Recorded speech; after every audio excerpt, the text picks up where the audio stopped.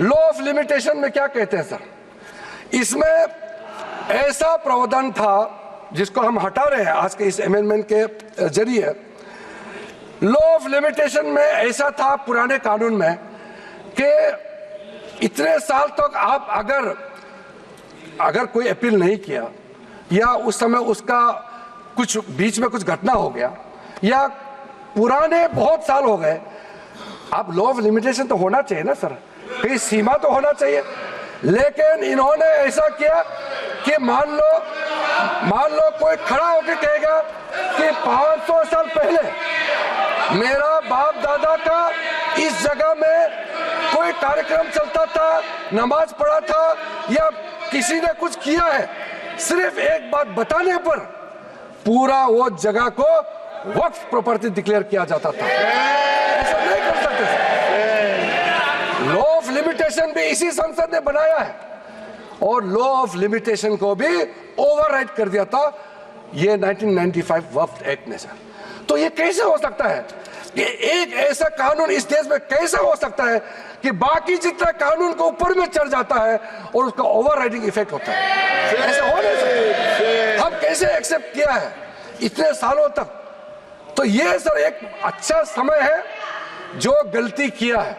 ठीक है, इंसान से गलती हो जाते हैं और पार्टियों ने भी गलती किया होगा, कांग्रेस पार्टी ने, बाकी पार्टी ने।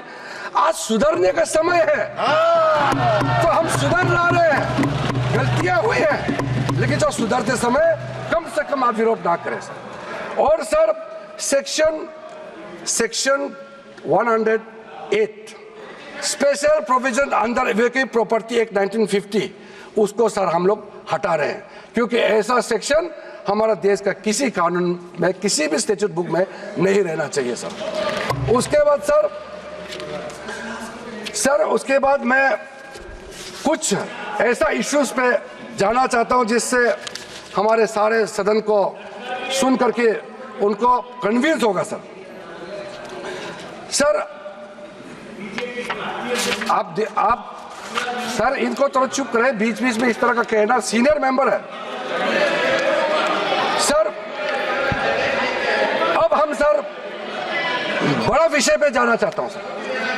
ये हमने जो कंसल्टेशन का प्रोसेस किया है, मैं पुराने दिनों के बारे में नहीं कह रहा हूं, 2014 के बाद कितने लोगों से, हजारों लाखों लोगों से या तो मंत्रालय के ओर से जाके उनके साथ कंसल्टेशन किया या वो रिप्रेजेंटेशन लेकर के मंत्रालय में आए और उनके बात को हमने सुना है सर। पिछले सिर्फ एक साल के अंदर में online complaint 194 complaints related to encroachment and illegal transfer of waqf land एक साल के अंदर में, और 93 complaint against Waqf board officials and 279 एक जनरल कंप्लेंट, ये ऑनलाइन हमारे पास में पोर्टल में आया है। उसके बाद सर आज सर ये एक समुदाय का बात मुसलमानों को गुमराह करके यहां बात रखा जा रहा है। कल देर रात तक मेरे पास में मुसलमानों का डेलीगेशन आते रहा और हमसे पहले भी कितने लोग मिले हैं, और इसको आप ये सोचते हैं कि क्या सर ये क्या बोहराज कम्युनिटी का संख्या कम है, इसके लिए ये महत्व नहीं देंगे क्या सर? अहमदिया ये कम संख्या है इसलिए क्या उनका सोच, उनका प्रॉब्लम्स का नजरअंदाज करेंगे सर? आगा खानी संख्या कम है क्या उसके बात को नहीं सुना जाना चाहिए सर? एक कम्युनिटी डोमिनेशन करके अगर छोटे छोटे लोगों को कुचल देंगे तो फिर हम इस सदन में बैठ करके हम न्याय कैसे दे सकते हैं? इसलिए ये एक तरफा आवाज उठा करके पूरा मुसलमान के नाम से ये लोग एक तरफा, ये कुछ चंद लोगों का आवाज यहाँ आज बुलंद कर रहे हैं इस सदन में सर।